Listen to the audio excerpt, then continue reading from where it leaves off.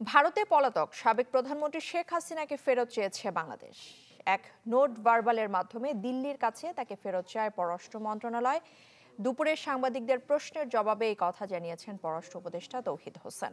শেখ হাসিনার বিরুদ্ধে জুলাই আগস্টে গণহত্যার অভিযোগে বিচার চলছে আন্তর্জাতিক অপরাধ ট্রাইব্যুনালে। তাকে যে চাওয়া হচ্ছে ফেরত বিচার ব্যবস্থার জন্য সেটা জানিয়েছি।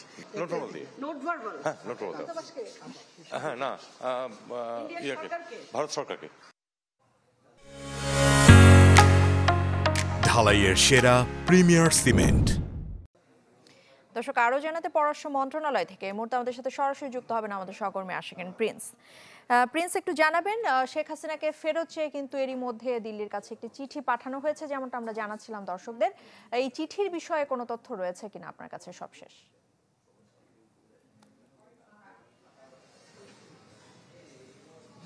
ইশরাত, সাবেক প্রধানমন্ত্রী শেখ হাসিনা বর্তমানে ভারতের আশ্রয়ে রয়েছেন।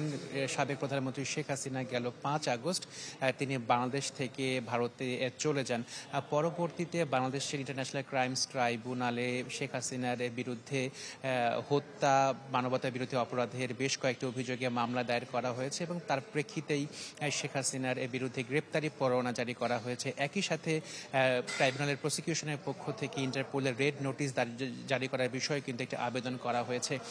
ফলে একটি বিভিন্ন মহল থেকে দাবি ছিল যে সাবেক প্রধানমন্ত্রী শেখ হাসিনাকে যাতে ভারত থেকে বাংলাদেশে ফিরিয়ে এনে বিচারের মুখোমুখি করা যায়, এরকম একটি দাবি ছিল বিভিন্ন পক্ষ থেকে।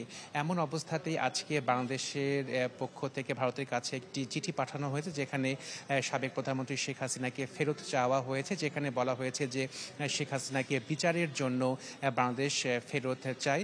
মূলত পররাষ্ট্র উপদেষ্টা তিনি কিছুক্ষণ আগে এই কথাটি বলেছেন যে নোট ভার্বালি সাবেক প্রধানমন্ত্রী শেখ হাসিনাকে ফেরত চেয়েছে ঢাকা। তবে ভারত এই চিঠির উত্তরে কি বলবে বা কতদিনের মধ্যে এর উত্তর দেবে সেটি কিন্তু নিশ্চিত নয়। কোন প্রক্রিয়াতে শেখ হাসিনাকে ফেরত চাওয়া হয়েছে সেটিও কিন্তু আমাদের জানানো হয়নি।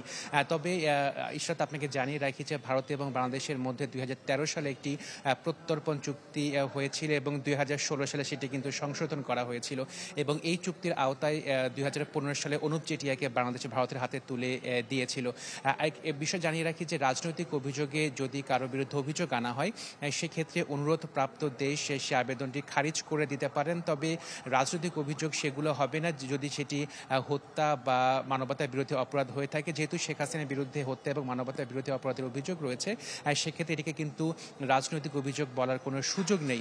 তবে আইনের আরেকটি ধারা রয়েছে, সেখানে কিন্তু বলা হয়েছে যে যদি অনুরোধপ্রাপ্ত দেশ মনে করে যে কোনো কারো বিরুদ্ধে রাজনৈতিক উদ্দেশ্যে অভিযোগ আনা হয়েছে এবং তিনি ন্যায় বিচার পাবেন না, কোনো সরল বিশ্বাস অভিযোগ আনা হয়নি, সেক্ষেত্রে কিন্তু অনুরোধপ্রাপ্ত দেশ সেই আবেদনটি খারিজ করে দিতে পারেন। তবে এখন অপেক্ষা করতে হবে যে বাংলাদেশের পক্ষ থেকে যে আবেদনটি করা হয়েছে সেক্ষেত্রে ভারত কি উত্তর দেয় বা কতদিনের মধ্যে উত্তর দেয়। প্রিন্স, ধন্যবাদ আপনাকে। দর্শক, আশিকিন প্রিন্স আমাদের সাথে যুক্ত হয়েছিলেন পররাষ্ট্র মন্ত্রণালয় থেকে।